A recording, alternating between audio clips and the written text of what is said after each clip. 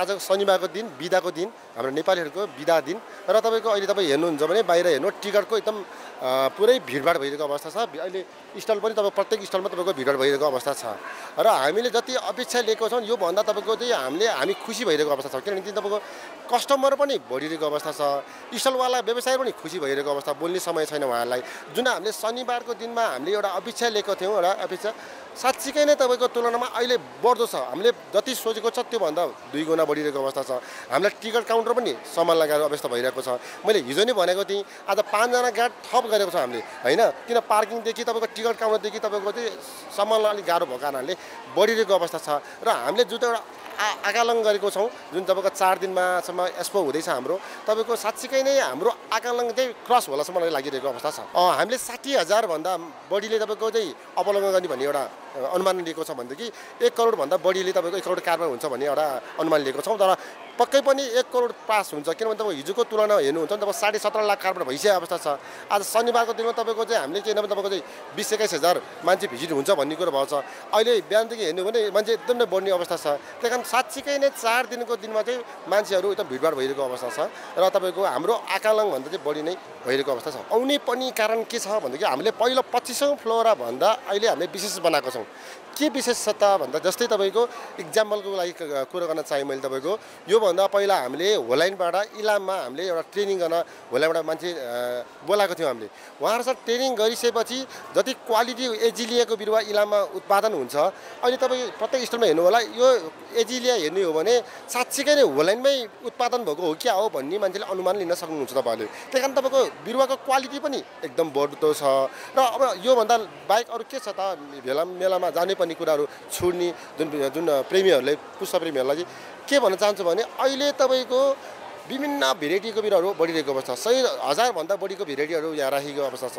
तपाईले ठिक छ तपाई आउनुस् घुम्न आउन लागि तपाईको बाहिर हामीले टिकटक सेसन पनि बनाइदिएको छौं, हैन? फ्रेश हुनको लागि। अनि तपाईको भित्र तपाईको यही व्यवसाय उद्यमी गर्न चाहनुहुन्छ भने उहाँको लागि पनि तपाईको हामीले अभियस राखेका छौं।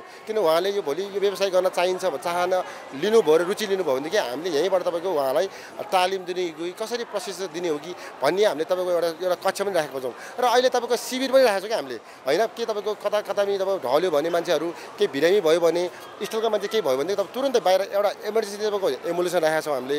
त्यहीकारण तपाईको अहिले हामीले यो 26औं फ्लोरमा चाहिँ हामीले 25 भन्दा तपाईको 20 विशेष गरी चाहिँ केही कुरा चेन्ज गर्नुपर्छ, हैन? भन्ने हिसाबले हामीले चेन्ज गरेका छौं र अहिले तपाईको तुलनामा मान्छेहरु बढ्ने क्रम त छ नै छ, तर मान्छेहरु तपाईको आइरहेको अवस्था छ। 2 वर्ष हामीलाई धेरै नै हामीले नोक्सान बिहोर्नु पर्यो यो व्यवसायमा नि। तर यो व्यवसाय मात्रै होइन, अरु अन्य व्यवसायले पनि तपाईको यो तपाईको चाहिँ भोग्नु परेको छ। तर हामीले अहिले तपाईको यो कोरोना पछि तपाईको अहिले फेरि एक फाड्को मारेको छ हामीले। त पक्कै पनि तपाईको यो व्यवसायमा अहिले तपाईको बिरुवाहरु उत्पादन विभिन्न जिल्ला 52 जिल्लामा चाहिँ फेरि पनि सुरु भइसकेको छ।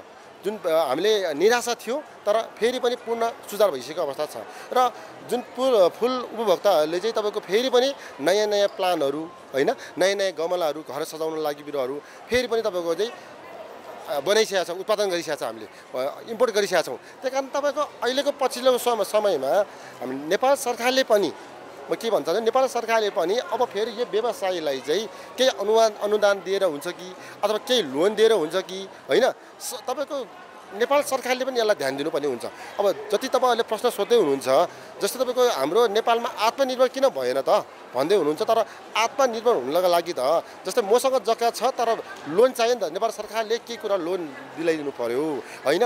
यहाँ हाम्रै छिमेकी देशलाई हेर्न तपाई चाहनुहुन्छ भने तपाईको 90% तपाईको लोन दिन्छ। हेर्नुस् है, अब हाम्रो सरकारले के छ त जति तपाईको चाहिँ यसको जग्गाको भ्यालुएसन हुन्छ त्यसको 30% तपाईको लोन दिएको अवस्था छैन हो। त्यो सरकारले हाम्रो सरकारले चाहिँ यो सेक्टरलाई नै राम्रोसँग सहकार्य गरेर तपाईको समन्वय गरेर यो सेक्टरलाई लगानी गर्ने हो भने पक्कै पनि सम्भावना धेरै छ, हैन? उपभोक्ताले पनि भने जस्तै बिरुवाहरु यही नेपालकै उत्पादन लिन सक्नुहुन्छ, उहाँले उपलब्ध गर्न सक्नुहुन्छ उहाँले र तपाईको हाम्रो व्यवसाय पनि आत्मनिर्भर भएर विदेशबाट आयात हैन निर्यात गर्न सक्ने सम्भावना चाहिँ हामीले देखेका छौं। कुनै ठाउँमा बिरुवा उत्पादन गर्न सक्छ तर यहाँ प्रोमो गर्न सकिने उसको ठाउँ हुँदैन।